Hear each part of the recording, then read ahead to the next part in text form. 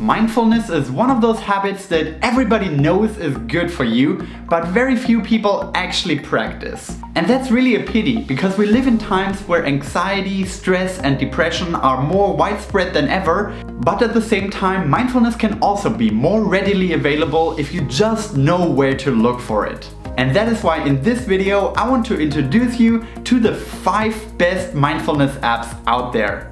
Now, just to be clear, meditation and mindfulness are not exactly the same things, so if you're looking for the best meditation apps, just click the link right up here. The first mindfulness app on our list is literally called the Mindfulness App. And I happen to know one of the co-founders of that app, so I might be a little bit biased here, but I truly believe that this is one of the best designed mindfulness apps out there. It provides you with some guidance on how to best start out with your daily mindfulness practice, but then slowly moves you towards more advanced exercises. And as you become better and better with mindfulness and slowly figure out in which situations mindfulness benefits you the most, this app will cater towards those situations. So you could, for example, do entire courses by mindfulness experts on topics such as mindfulness during traveling and mindfulness in school. And a lot of this amazing content is completely for free in the app, but if you want to dive really deep, I recommend that you get a subscription. And that is only $9.99 on a monthly basis, or if you go annually, you pay $59.99. The second app on our list is called Mindfulness Coach. It is available completely for free, which is always nice, and it is built quite differently than the first app.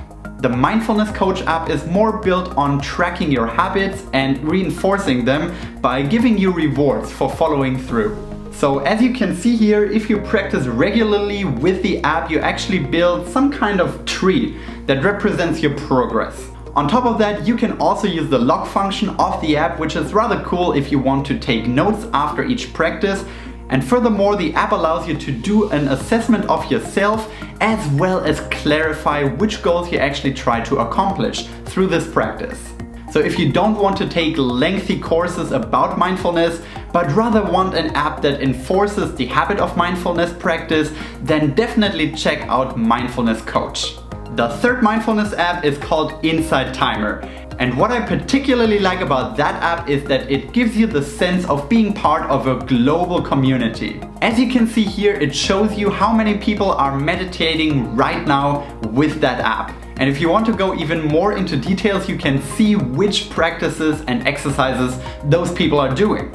So for me personally, I find that very motivating. Because meditation and mindfulness can sometimes be a rather lonely practice, I like that sense of community in that app. There's also a couple of other gimmicks that make Insight Timer a quite unique mindfulness app. So for example, you can choose yourself what kind of gong you want to use during your meditation practice. I also really enjoy that the app caters for different scenarios of mindfulness practice. So you have mindfulness music, you have mindfulness for sleeping, and you have courses for parents who want to teach mindfulness to their children. Now, if you want to use their courses, you need to buy a subscription, which is again $9.99 per month or $59.99 annually, and you have to decide for yourself if that is worth it to you. But if you decide to only use the free version, there's still plenty of resources for your mindfulness practice there. The fourth app on our list is called Mindfulness Daily.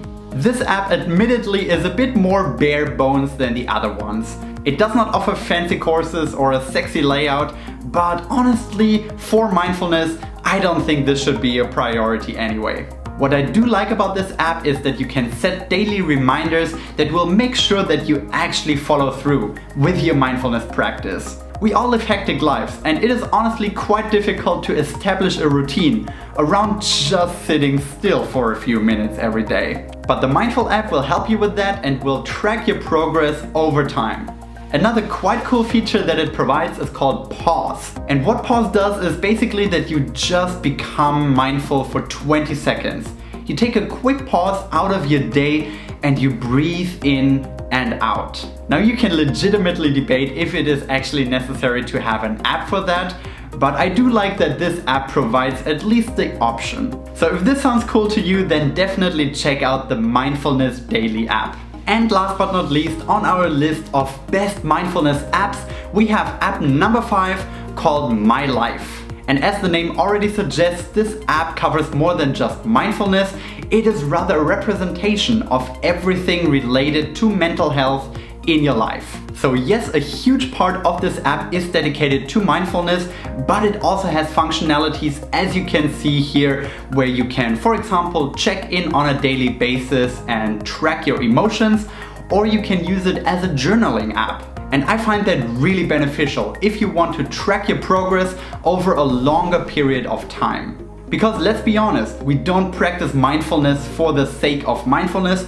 We probably try to improve something related to our mental health and our daily life. And really the best way to improve anything about ourselves is to be very clear about where we started and then see how we improve over time and see what exercises work best for us. So having these daily check-ins and making sure that you at least journal every once in a while can really help you with that.